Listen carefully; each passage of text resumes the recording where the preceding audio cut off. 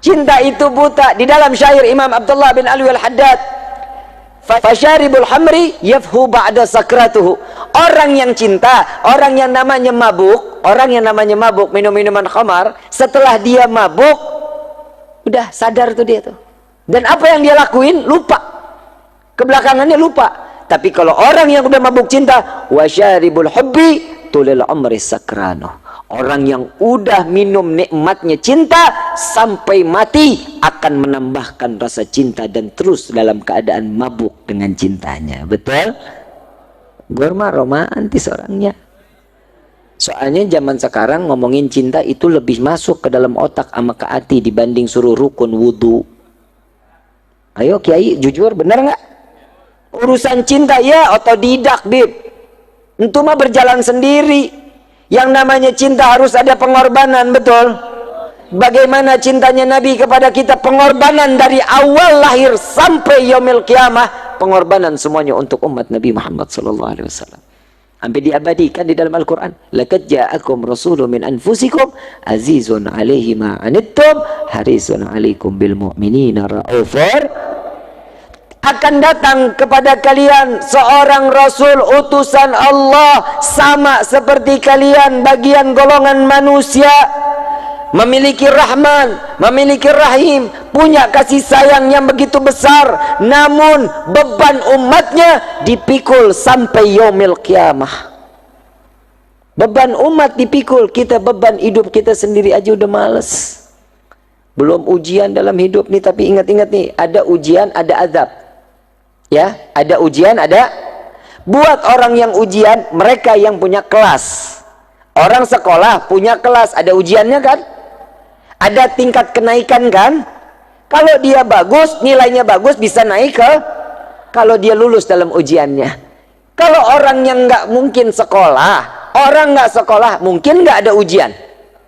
Mungkin naik kelas, nggak mungkin. Nih hidup kita nih kadang kita lupa nih. Nih saya cuma sekedar ngingetin. Ada orang kalau kita tanya, kita tahu nih orang ibadahnya males, ogah, ngaji nggak mau, baca Quran enggak. Begitu datang ketemu kita, ujian besar sekali. Sampaiin nama dia, itu bukan ujian tong, itu azab baru di dunia. Kalau orang nggak ibadah, azab namanya. Tapi kalau orang yang ibadah, itu adalah ujian. Setiap ujian berarti Allah ingin mengangkat derajat kita di sisinya. Alhamdulillah. Enak kan? Enak gak jadi umat Nabi? Gue mah ogah ujian mulu. Ujian dalam hidup ini gimana cara hindarinnya? Yang pertama harus sabar, betul? Bagaimana caranya? Tapi jangan pernah minta doanya, ya Allah berikan tambah kesabaran buat diri hamba. Jangan. Ujian terus menerus loh. Katanya minta sabar. Ujian lagi, ujian lagi, ujian. Minta, ya Allah, setiap kali permasalahan dalam hidupku, jadikan itu pelajaran dalam hidupku, sehingga aku dapat menyelesaikan dengan makin dekat kepadamu. Itu mintanya. Ya Allah, tambahin kesabaran. Besok diuji lagi lebih parah. Ya Allah, kok nggak tambah aja? Salah doanya. Nih salah doa ada di zaman Nabi SAW. Saat itu ada sahabat Nabi SAW, beliau 3 bulan Nabi nggak ketemu sama beliau. Setiap taklim ada, setiap duduk taklim ada. Ditanya, kemana fulan? Badannya kekor, bagus, nggak kayak gue, kecil, kurus, hidup lagi. Senang amat lo tawanya. Tapi nggak apa-apa, gue punya kelebihan, hidung gue mancung, ganteng. Hadirin al-hadirat rahimakumullah. Saat dimana Allah subhanahu wa ta'ala telah menunjukkan kemuliaan Nabi Muhammad SAW. Nabi ini nerima beban kita dari mulai lahir. Di dalam rawi Ad-Diba dijelaskan Nabi SAW saat terlahir ke dunia. Syekh Abdurrahman Ad-Diba menukil dari satu firman atau hadis qudsi, ya Jibril nadi fi sahril mahlukat min ahlil ardi was sama bittahani wal bisyarah fa inna an-nurul maqsun wa sirrul maknun awjad qablah al-wujudil asya wa ibda'il ardi was sama. Nih Allah subhanahu wa ta'ala mengatakan, wahai Jibril, beritahu penghuni langit dan bumi, Cahaya yang selama ini aku jaga dan tersimpan, di malam ini akan aku keluarkan di atas bumiku. Dan sedangkan aku, kata Allah, aku akan menghias langit dan bumi dengan gemerlapan cahaya yang begitu indah. Jadi yang ngerayain maulid duluan siapa? Siapa yang ngerayain? Terus ada yang bilang, jadi buat apa sih ngerayain maulid? Ngaji lo di pohon bambu. Makanya ngaji. Di dalam Al-Quran ada sejarah. Di dalam Al-Quran ada sejarah apa enggak? Berarti sejarah dengan kita membaca Al-Quran sama enggak tingkatannya? Kita tahu Fir'aun, Al-Quran. Kita tahu Nabi Ibrahim yang ngebangun Ka'bah, ada di dalam Al-Quran. Kita tahu anjing yang boleh masuk surga, ada di dalam Al-Quran. Kita tahu mana yang halal, kita tahu mana yang haram, zakat wajib, salat 5 waktu wajib, haji jika mampu diberikan kewajiban, semuanya dari Quran. Semuanya ada peristiwa di dalam sejarahnya. Sama begitu pula Maulidun Nabi Muhammad sallallahu alaihi wasallam. Kita begini ini karena kita telah diajarkan oleh Allah untuk memuliakan dan mengagungkan Nabi Muhammad. Dari mana, Bib? Emang Allah mengagungkan? Ya udah dong, udah cukup kalau Allah udah mengagungkan dan memuliakan Nabi. Nah, ini perlu dijawab nggak nih? Perlu dijawab?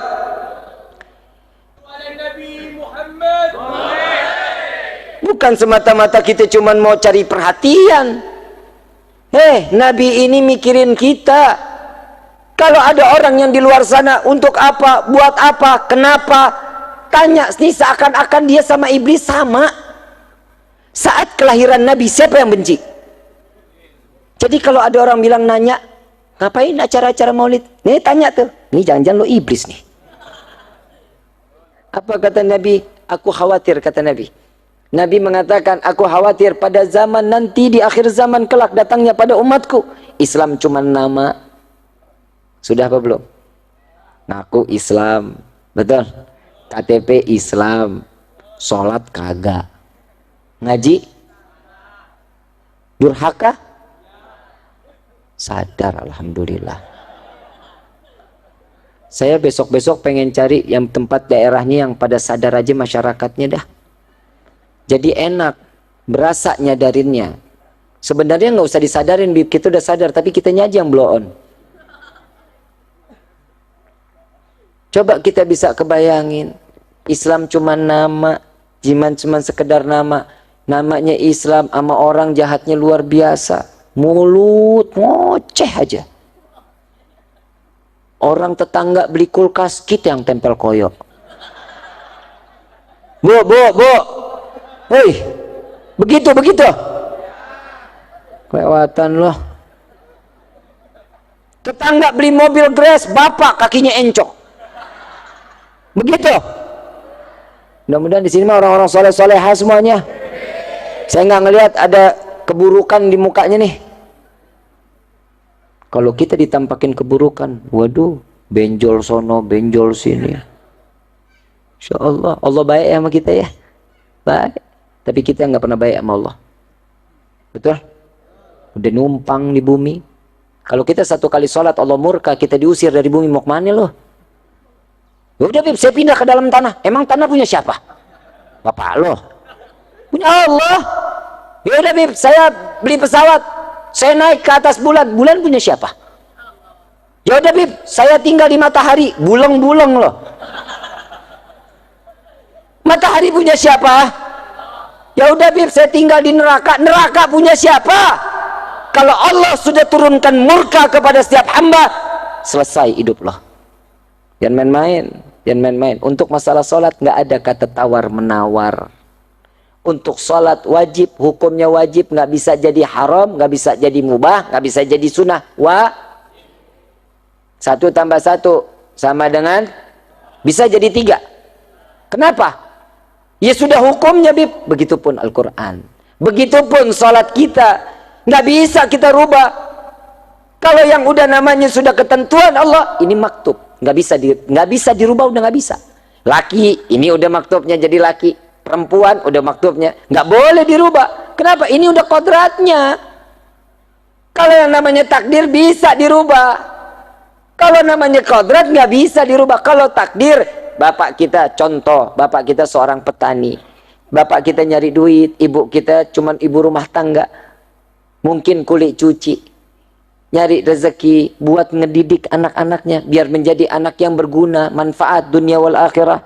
Bisa dijadiin sebagai anak nih, pengen ini anak jadi insinyur, mungkin ini anak pengen terus sampai kuliah-kuliah, nggak pengen jadi kayak bapaknya, nggak pengen jadi kayak ibunya.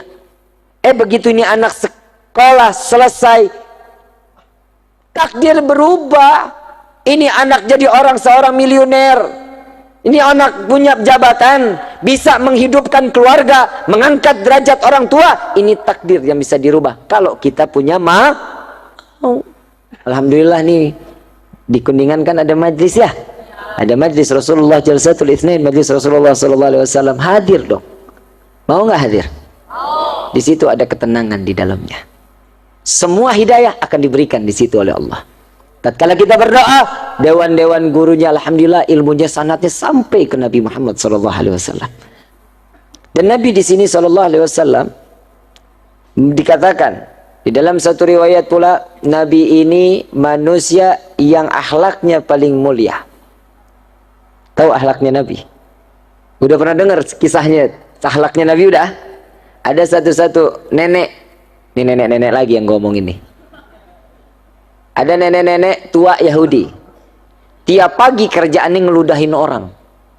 Yang orang tersebut Nabi Muhammad SAW. Lewat Nabi diludahin. Nabi ulap mukanya pakai sorban dan dikatakan barakallahu fiik, semoga Allah limpahkan keberkahan. Dengan senyuman Nabi lontarkan. Besoknya Nabi nggak putar arah, enggak, Nabi lewat lagi, makin dekat jalannya.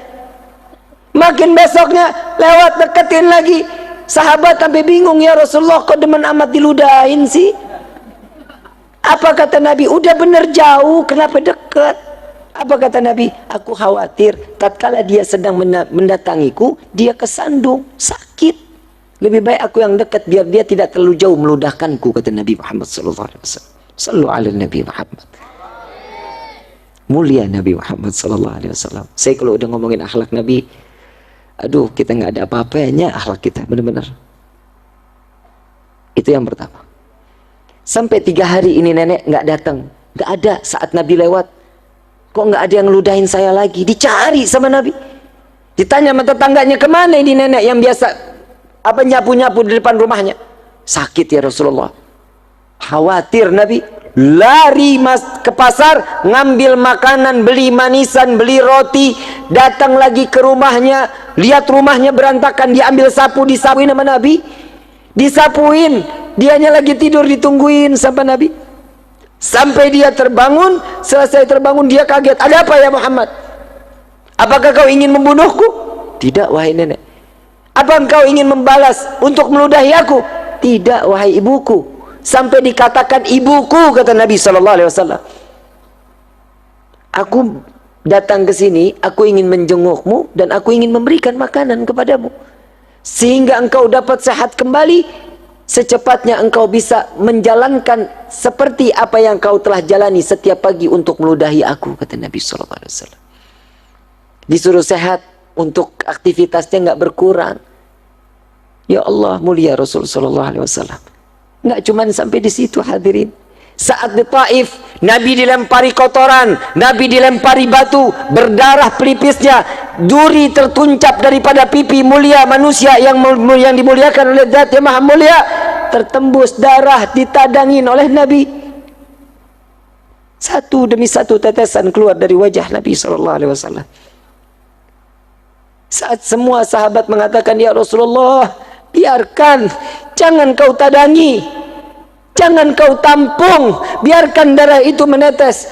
Aku khawatir jika satu tetes darahku tertetes di tanah Taif, aku khawatir tanah ini akan ditenggelamkan oleh Allah Subhanahu wa taala.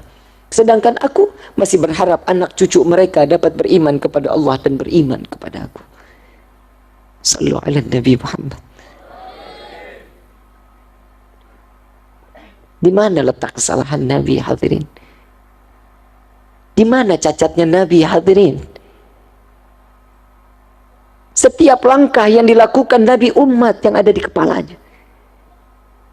Saat apa yang dilakukan, contoh, kalau kita nggak punya kerinduan sama Nabi, kita lebih parah daripada ranting pohon. Ada satu pongkol pohon kurma yang udah mati, tiap hari disandarin sama Nabi. Tiap hari cuma Nabi sandar aja. Sahabat ngeliat, kok nggak enak banget tempat duduk Nabi, yuk kita bikin yang bagusan yuk, biar Nabi ngerasa nyaman, agak lebih gagah. Dibangun sama sahabat, dijadiin, ada mimbarnya, ada tempat duduknya, ada lekarnya. Pongkol pohon kurma ini disingkirkan, cuman jaraknya 10 kaki dari Nabi. Saat dimana Nabi sedang memberikan ta'lim, di satu malam tersebut terdengar suara tangisan seorang bayi yang telah lama tidak diberikan susu oleh ibunya. Nangis yang cukup luar biasa sampai menyayat hati Nabi Muhammad SAW. Nabi sampai menangis. Nabi mencari dari mana, dan bukan cuma Nabi yang mendengar, semua sahabat yang duduk di hadapan Nabi semua mendengar tangisan tersebut. Dicari, ternyata ada daripada pongkol pohon kurma tersebut. Ini di dalam sirah tersebut, Sayyidina Abu Bakar radhiyallahu anhu warḍahu, beliau mengatakan, aku tidak pernah melihat seorang ayah yang menimang dan memberikan belayan yang cukup mesra daripada anaknya, melainkan Nabi Muhammad menimang dan mengusap, memberikan belas kasihnya kepada pongkol pohon kurma yang telah mati.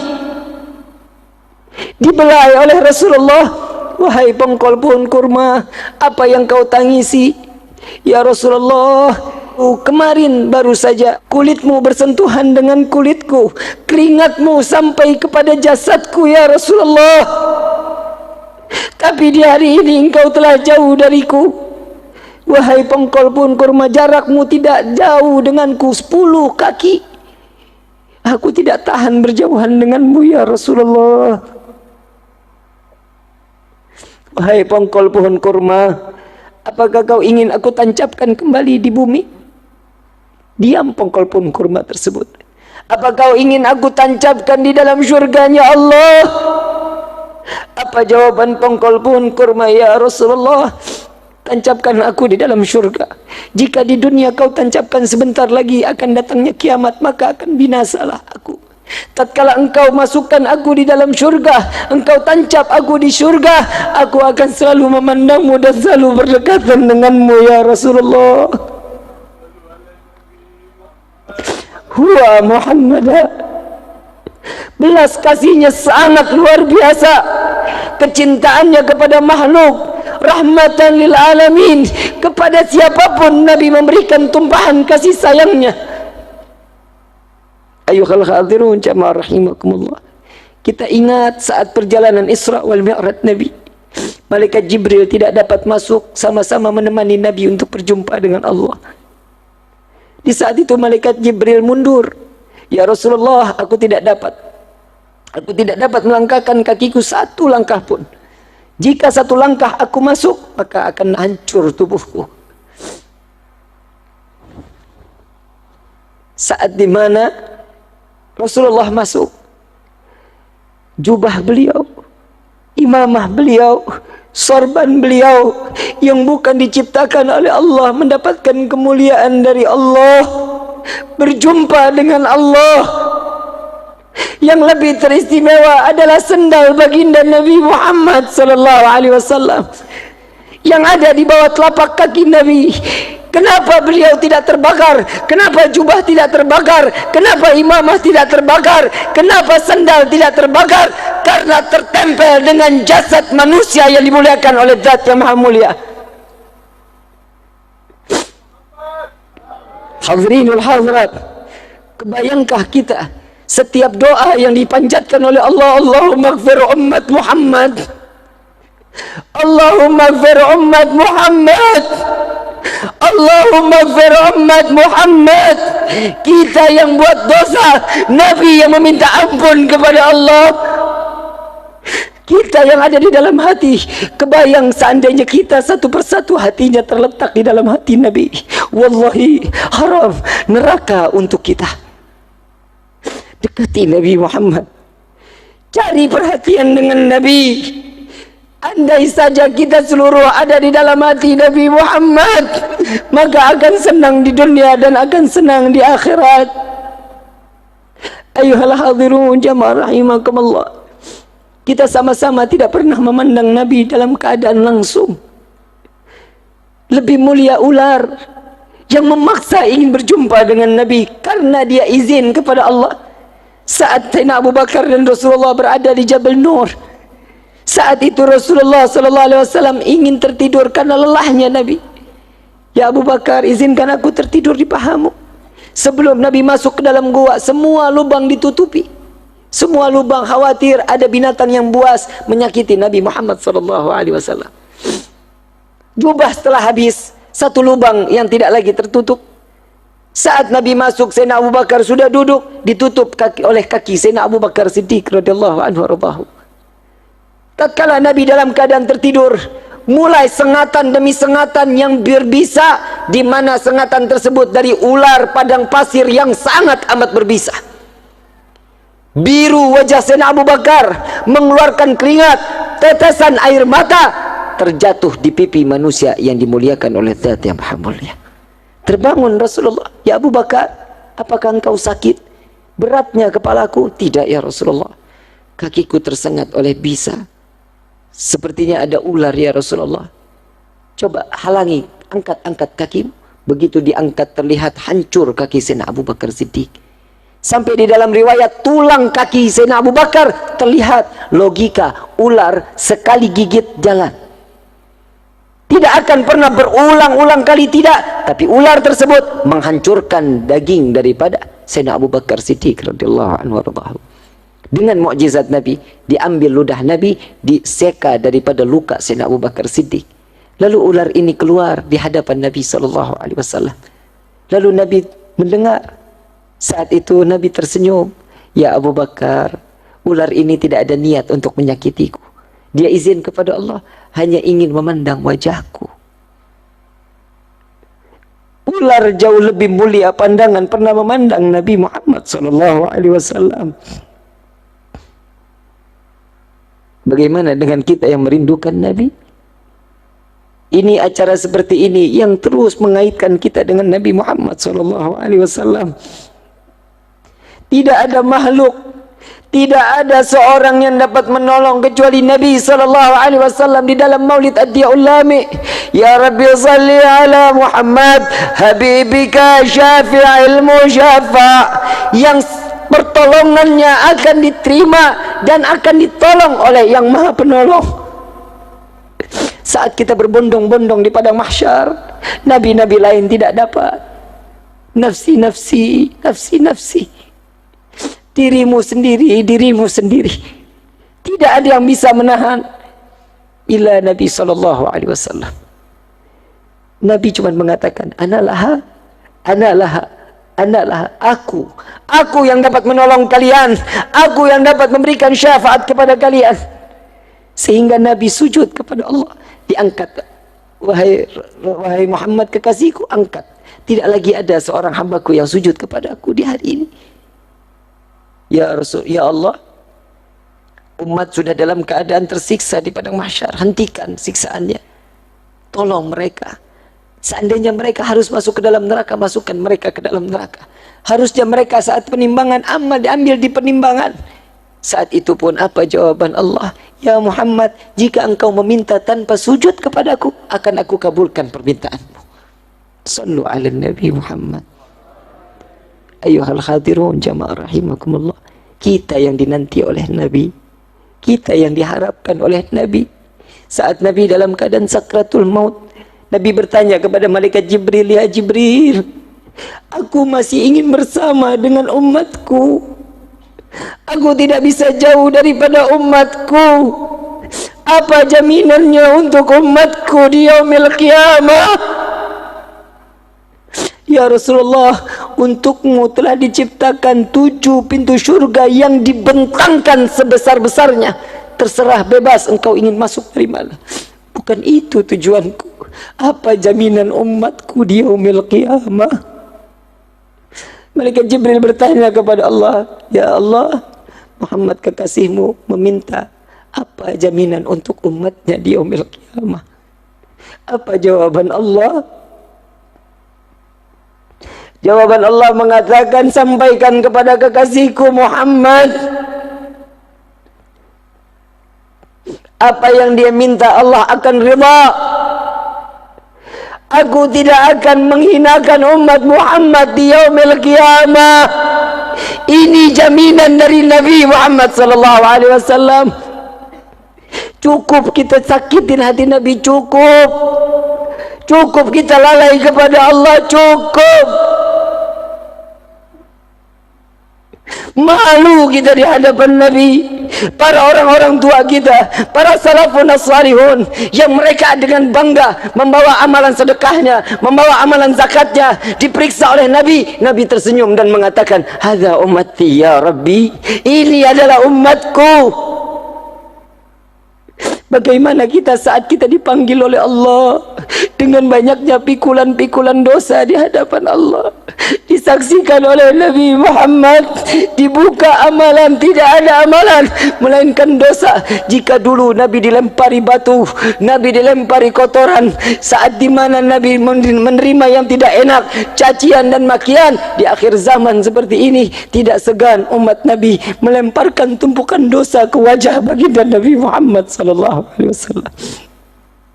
Tubna ilallah, tubna ilallah, tubna ilallah.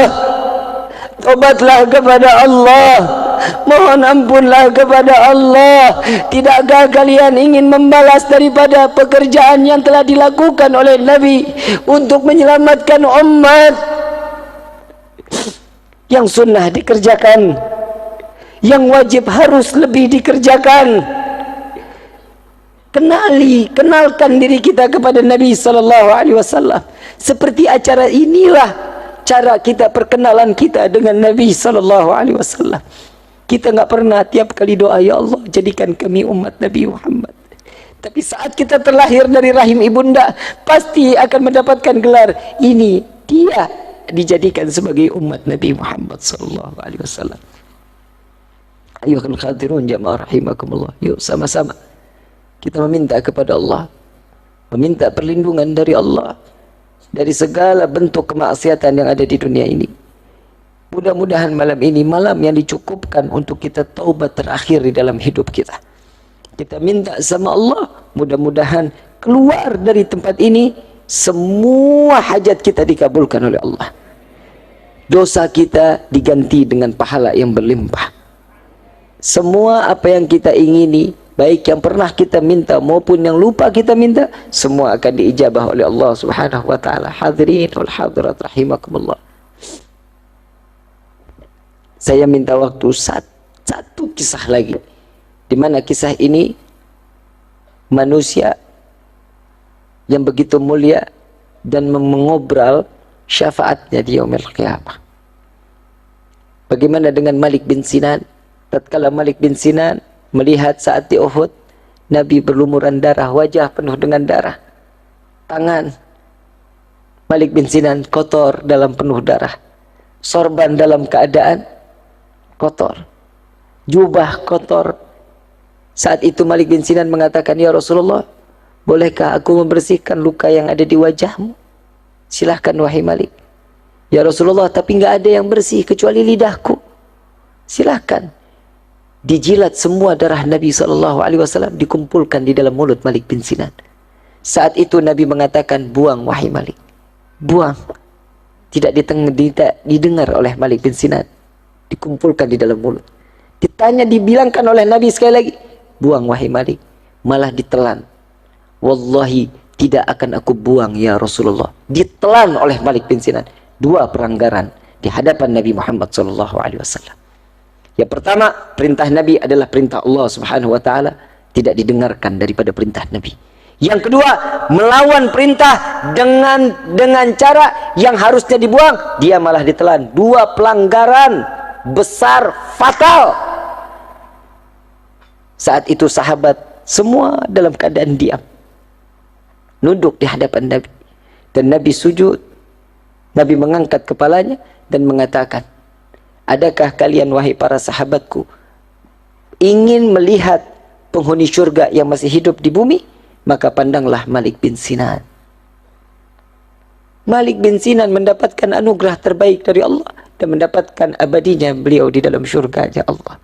Berkah apa? Cuman sekedar darahnya Nabi ditelan. Bagaimana kita yang cinta dan menjalankan sunnah? Wallah, kita yang jauh lebih berhak mendapatkan kenikmatan tersebut dikumpulkan oleh Nabi di dalam surganya. Amin ya Rabbal